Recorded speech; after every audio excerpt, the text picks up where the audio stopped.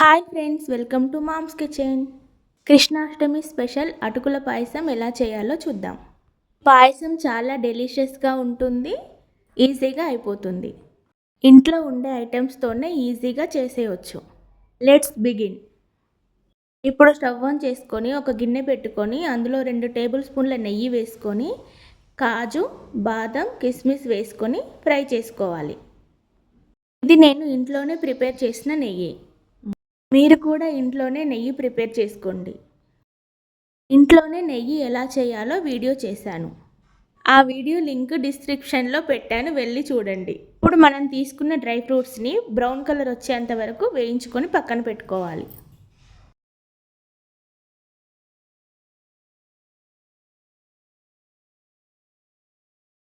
ఇప్పుడు అదే గిన్నెలో 1 కప్పు అటుకులు కూడా వేసుకొని ఫ్రై చేసుకోవాలి.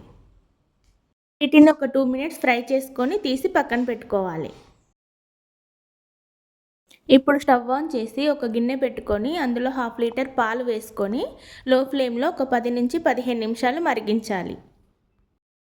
ఇప్పుడు మనం వేయించి పెట్టుకున్న అటుకులు వేసుకొని ఒక 5 to 10 మినిట్స్ ఉడికించుకోవాలి.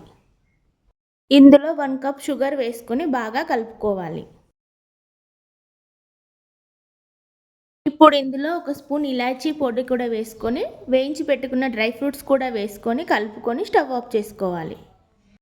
ఈ స్వీట్ని నేను చెప్పిన కొలతలతో చేయండి, చాలా పర్ఫెక్ట్గా వస్తుంది. ఇది చాలా టేస్టీగా ఉంటుంది, చిన్నపిల్లలు చాలా ఇష్టంగా తింటారు. మీరు కూడా ఒకసారి ట్రై చేసి ఎలా వచ్చిందో కామెంట్స్లో చెప్పండి.